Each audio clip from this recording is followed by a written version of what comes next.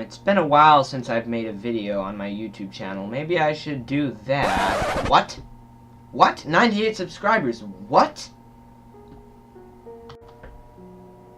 Hello everybody, this is King Cat, and I'm here today on my channel with another command block video. So first of all, I wanted to thank all of you, all of my subscribers, for the support that I've been getting. I know it's been a while since I've last uploaded a video, and I'm sorry about that. I'm in school and I'm pretty busy, but I wanted to thank you all so much. 98 subscribers. I've almost hit 100. That's absolutely crazy for a small, a very small YouTuber like me. So I really wanted to thank all of you for that. And now let's get into the video, because anyone else who's watching does not want to hear about that. So today what I've created is a little command block function pack that adds two new blocks into the game, the Redstone Transmitter and the Redstone Receiver.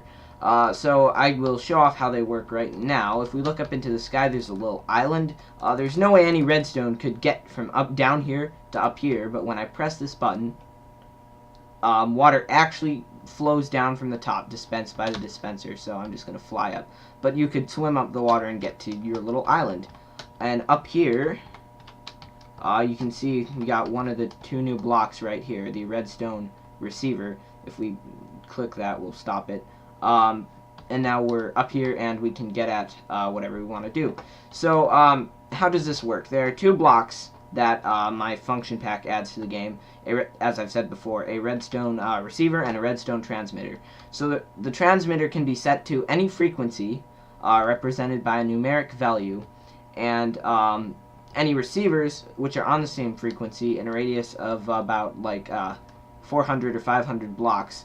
All the receivers will be powered when that transmitter is powered. So to create the transmitter, you drop on the ground a red dyed shulker box, a redstone torch, and a note block. And when those are put together, you will receive a redstone transmitter. And when you put that down on the ground, you get a little nice block thing that looks somewhat like this. If we stand on top of it, we can see that the transmitter frequency is 0.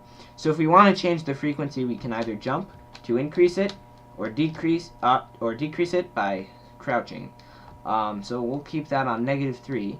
Now to create a redstone receiver, which receives the signals from a transmitter, you drop a redstone torch, a wooden button, and a hopper on the ground, and that creates the redstone receiver.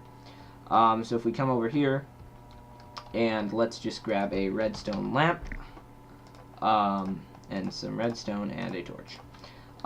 So we will put down our receiver, and you'll get a block that looks like this. As you can see, it's on 0. So let's just put some redstone here and then put a redstone lamp right there.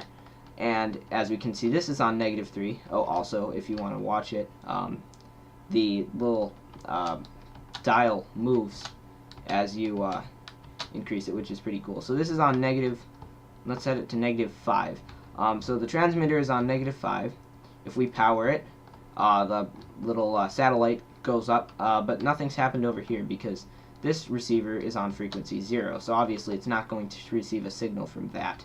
However, if we set this receiver by crouching to decrease the value to -5, now the receiver is listening on frequency -5. If we power this, the lamp turns on because this receiver receives the signal from the transmitter and is powered.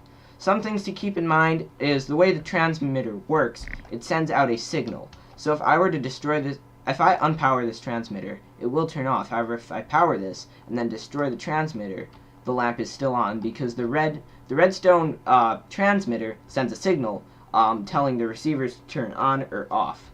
And that brings up some interesting mechanics if you got transmitters that are on the same frequency, that are both sending signals to the same receivers. But that's how that works. It works for multiple receivers. So if we place down a transmitter again and set that to -5,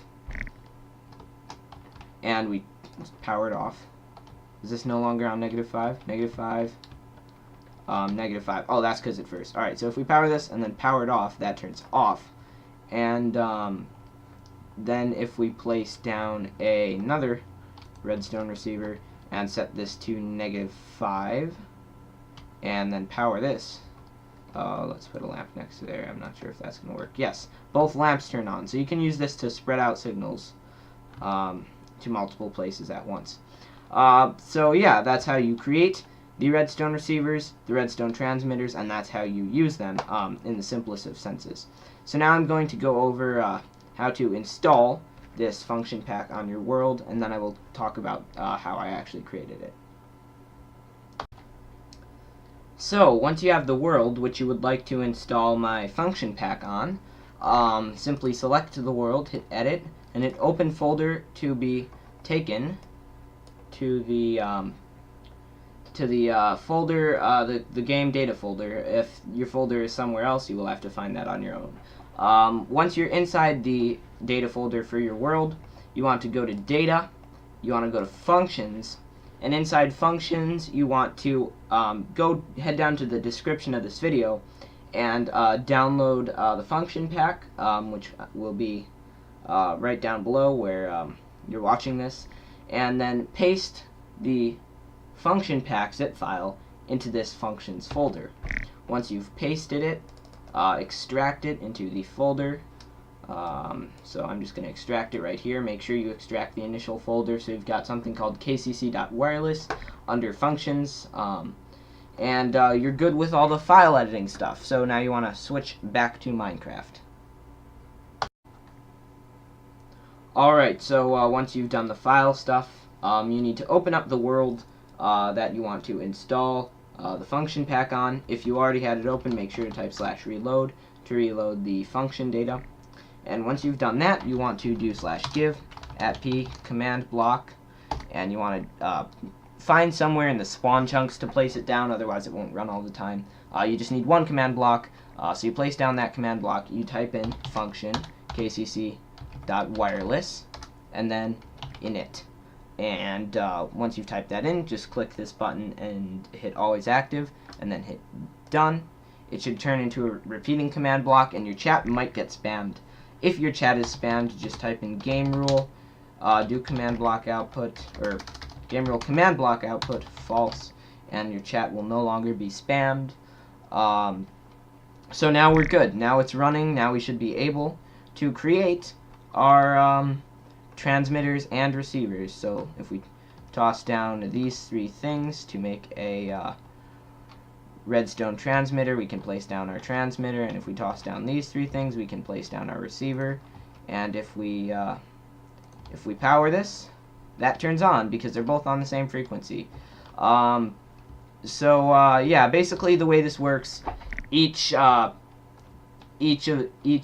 transmitter and receiver have an armor stand. The armor stand stores a value, a power value, and a frequency value. When it detects that its trap door is powered on, the armor stand sets the power value for all the receiver armor stands, which have the same frequency, to on or off depending upon which position this trap door is. And essentially that's how my creation works. So I really hope you enjoyed it. Hope this helps you out. Maybe you'll use it in your world for some cool stuff. So please do make sure to leave a like. Maybe subscribe if you enjoyed the video. If you're still watching this and I don't have 100 subscribers, maybe subscribe to get me to that beloved 100. And thank you all very much for watching, and have a wonderful, wonderful day.